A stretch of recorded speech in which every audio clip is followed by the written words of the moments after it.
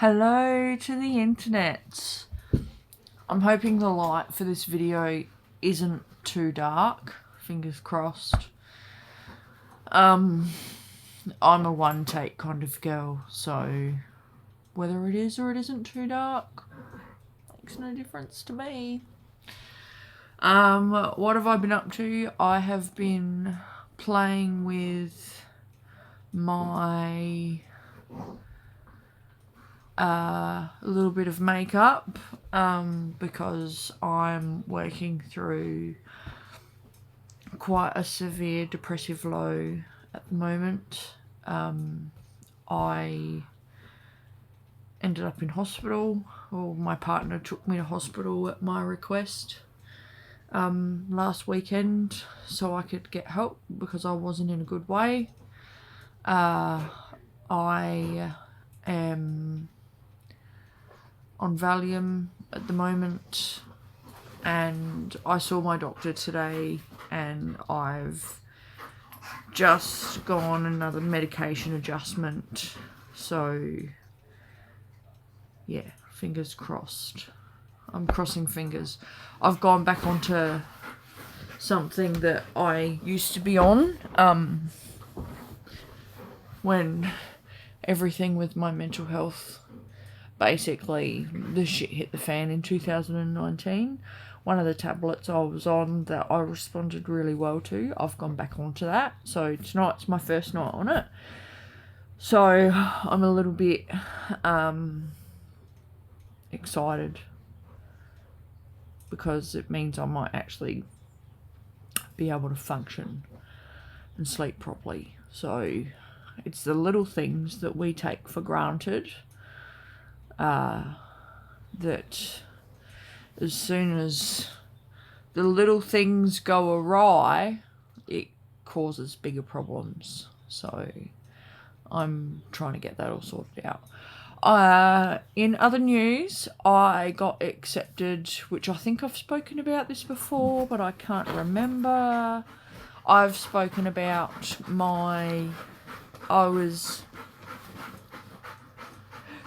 that's just my dog in the background. Layla's just being mental.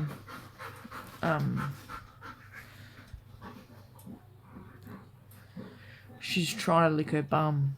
She can't reach. So,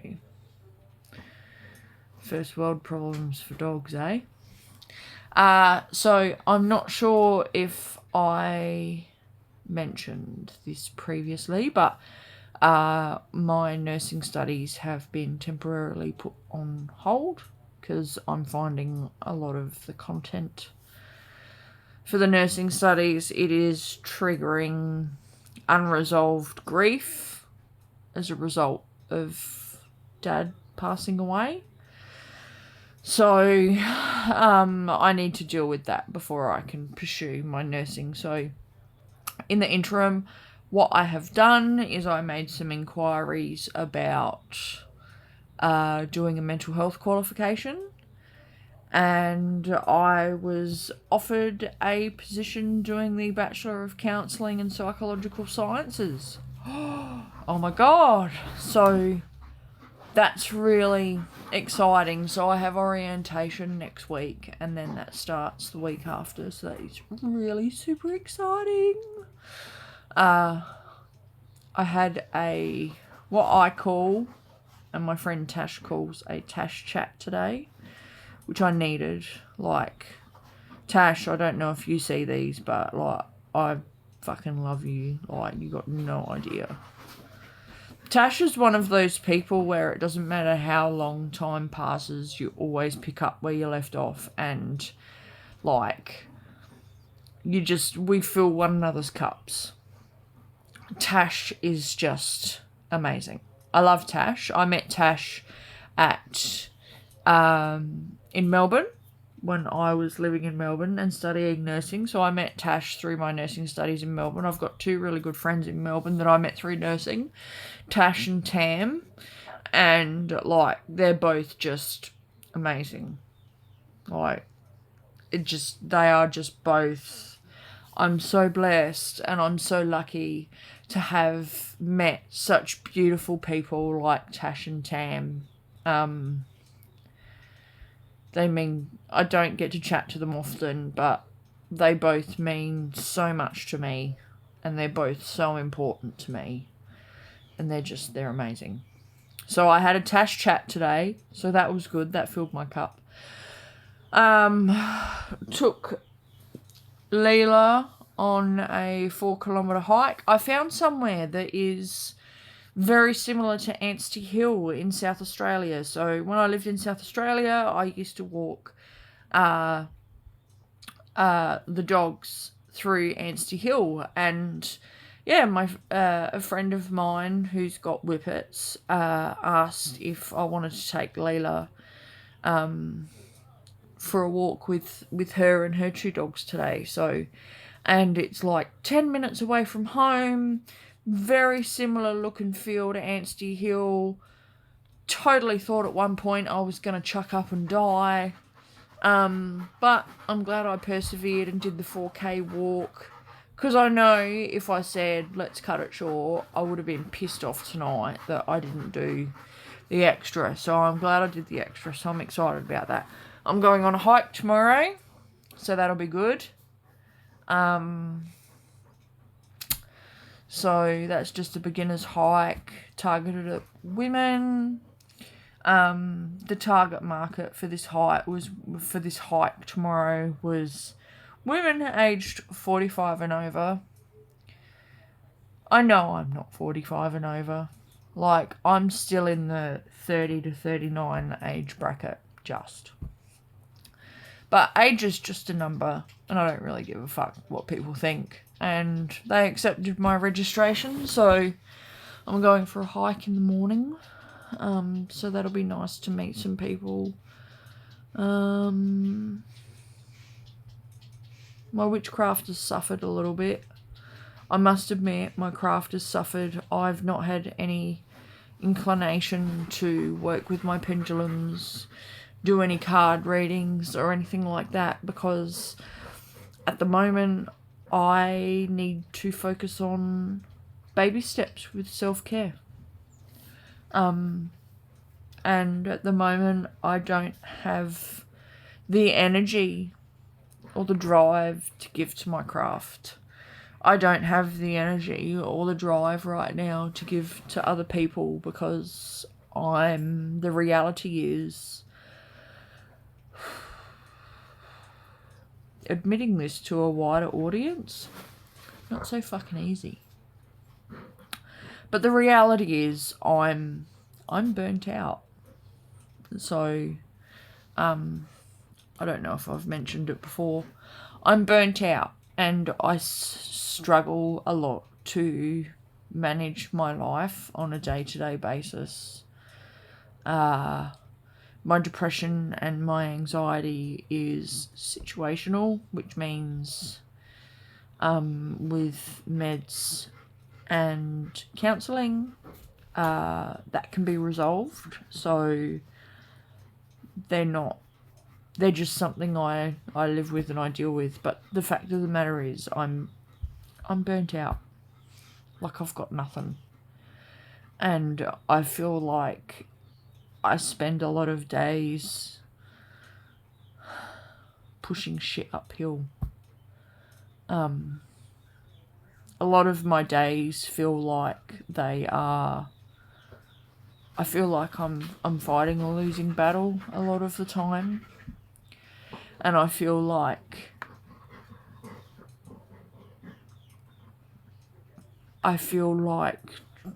being happy and experiencing lifelong happiness is a privilege that I'm not privy to, and I don't feel worthy, and that's something I'm working through with my psych. But for the most part, my soul is tired, and I'm tired, and I just don't have energy for too much nowadays. So, because I don't want to get swallowed by that,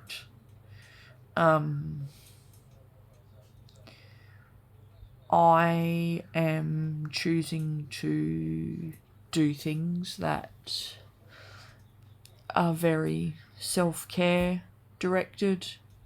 So, you probably can't see it in the light, but today I coloured in my eyebrows. I'm wearing a really light pink liquid eyeshadow. I've got brown eyeliner on. I've got mascara on. It's worn off, but I managed to find the same shade of lipstick that my nan used to wear. My nan used to wear this pink lipstick, and it smelled amazing. Fuck knows what was in it. Don't even know what brand it was. All I know is it had like a black casing with like a clear casing, and it was pink, and she wore it everywhere. And I managed to locate lipstick that is really close to the pink that Nan used to wear, so I'm a bit excited about that. But it's just self-care things like that.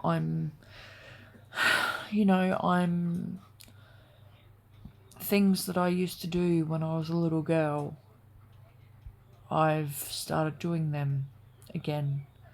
I loved reading when I was little. I loved it. I was 7 years old and I was reading novels. I loved it. And that is something that has gotten away from me as I've come into adulthood. So I'm recapturing that. What did I used to like reading, I hear you ask? Funnily enough, ghost stories and horror. Can't watch it because it gives me nightmares, but put a book in my hand and I can read and read and read and read. But I can't watch paranormal movies. By that I mean Paranormal Activity and things like that. And I can't watch horror because it's just the nightmares. With the exception of Stephen King's It, though, because my ex-husband Danny absolutely loved horror, and he loved It, and he loved Pennywise, and he was right into all of the horror genre. He was right into it. And I watched It with starring Stephen Curry with Danny, and then I watched It starring Bill Skarsgård with Danny. And I tell you what, fantastic. I really want to read the books. But yeah, so I digress. But I've been, I think it's really important that when we struggle, we get back to the things that we enjoyed when we were kids. For me, it was reading. So many times when I was growing up, my mum, she used to say to me, "Leanne Michelle, are you still reading? Why is your light still on?" And then in the mornings it was always Dad that got me up, and Dad made my breakfast because he was just awesome.